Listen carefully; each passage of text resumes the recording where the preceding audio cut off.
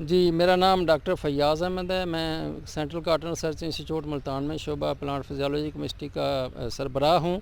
تو آج ہم کپاس کی مینجمنٹ کے حوالے سے بات کرنا چاہ رہے ہیں کہ اس میں فرٹیلائزر کی بہتر مینجمنٹ کیسے کی جائے تاکہ ہم اچھی سے اچھی پیداوار لے سکیں۔ کچھ باتیں کپاس کی مینجمنٹ کے حوالے سے کسان بھائیوں سے کرنے کی اس وقت کافی ضرورت محسوس کی ہے میں نے، تو اسی لیے یہ بات کرنا چاہ رہے ہیں کہ جن کسانوں نے کپاس کی جو کاشت ہے وہ اپریل کے مہینے میں کی ہے، وہ کپاس اب پھل پر آ چکی ہے اور 2-2.5 فٹ کا قد بھی کر چکی ہے، اور اس کی جو ہے اس وقت فرٹیلائزر مینجمنٹ انتہائی ضروری ہے۔ امید ہے کہ کاشتکار فاسفورس کا استعمال کر چکے ہوں گے اور SOP وغیرہ کا بھی استعمال کر چکے ہوں گے۔ اب اس وقت نائٹروجن کھاد کی مینجمنٹ کا مرحلہ ہے، کیونکہ کپاس پھل لے رہی ہے اور ساتھ ساتھ اس کی بڑھوتری بھی درکار ہے اور پھل بھی مناسب آنا ضروری ہے، تو اس لیے نائٹروجن کی مینجمنٹ بہتر طریقے سے کی جائے تو اس سے نہ تو کپاس زیادہ قد بڑھائے گی اور نہ ہی فروٹ میں کمی آئے گی۔ تو ایک تو بات یہ ہے کہ اکٹھی کھاد نہ ڈالی جائے، اس کو مختلف حصوں میں تقسیم کر کے ڈالیں، اور جب کپاس بڑی ہو جاتی ہے تو زیادہ بہتر یہ ہوتا ہے کہ کھیت میں چھٹا کرنے کی بجائے پانی کے ساتھ اس کو فرٹیگیٹ کر دیا جائے، ڈرم میں حل کر کے زمین میں ڈال لیں تو وہ اچھے طریقے سے ہر پودے تک پہنچ جاتی ہے پانی کے ساتھ ساتھ۔ تو ایک تو یہ چیز ضروری ہے۔ نائٹروجن میں پھر یہ کہ ہر وقت یوریا ہی نہ استعمال کریں، بلکہ متبادل کھادیں جو ہیں جیسا کہ امونیم سلفیٹ ہے اور کیلشیم امونیم نائٹریٹ جس کو گوارا کھاد بھی کہتے ہیں، وہ بھی استعمال کریں۔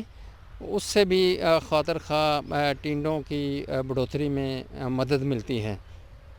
اس کے ساتھ ساتھ ایک چیز جو دیکھنے میں آئی ہے کہ جیسے ہی جون کا مہینہ شروع ہوا ہے، گرمی کا زور بڑا ہے اور پودے جو کپاس کے پودے ہیں ان پہ ایک سٹریس آئی ہے، جس کی وجہ سے پھل گرنا زیادہ شروع ہو گیا ہے، اور بعض جگہ پہ پودوں کے سوکھنے کی بھی اطلاعات ہیں۔ تو اس کی 2-3 وجوہات ہو سکتی ہیں۔ پھل گرنے میں یہ ہے کہ ایک تو یہ کہ گرمی کا اپنا جو اثر ہے وہ پودے پہ پڑا ہے، سٹریس آئی ہے جس کی وجہ سے پھل گرنا شروع ہو گیا ہے، اور دوسرا سکنگ کا بھی بڑا رول ہے، جس میں زیادہ تر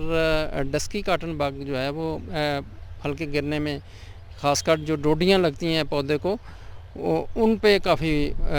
اس کے اثرات پڑتے ہیں۔ تو پیسٹ کو کنٹرول کیا جائے۔ اس کے ساتھ ساتھ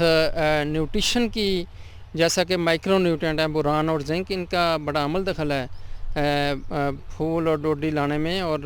ٹنڈے کے سائز کو بڑھانے میں، تو ان کا استعمال اس وقت کرنے کی ضرورت ہے۔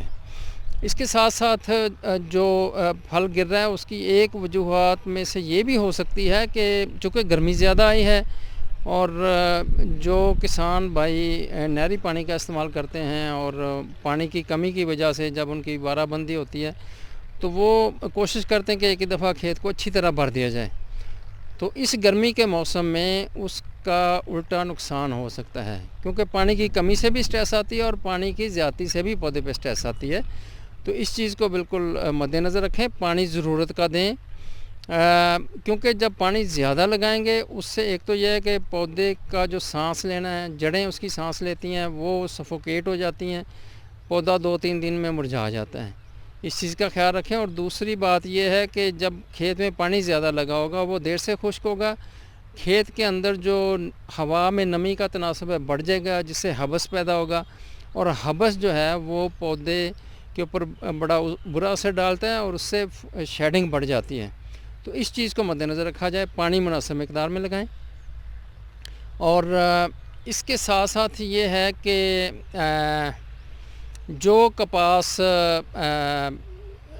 بعد میں لگی ہے، جیسا کہ مئی کے مہینے میں یا وسط مئی تک لگی ہے، اس کو بھی جو فاسفورس اور پوٹاش کی کھادیں چھدرائی کے بعد استعمال امید ہے کر لی ہوں گی۔ اگر کسی کسان بھائی نے نہیں استعمال کی تو وہ بھی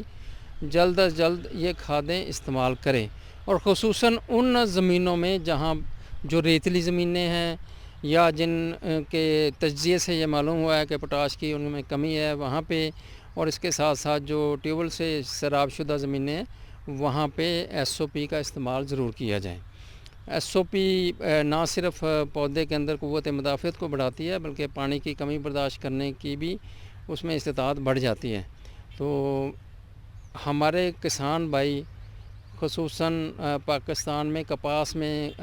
پوٹاش کا استعمال بہت کم کر رہے ہیں۔ یہ بھی استعمال کرنا چاہیے۔ جو بیلنسڈ نیوٹریشن اگر ہم دیں گے کپاس کو تو اس سے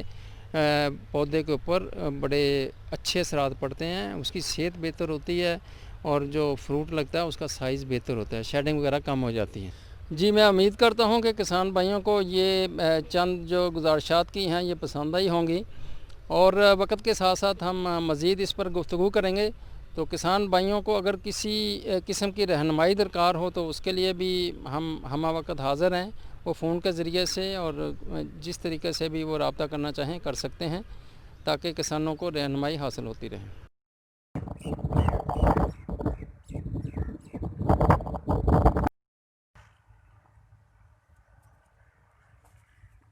ماشاءاللہ یہ اچھی جا رہی ہے، یہ دیکھیں ٹنڈے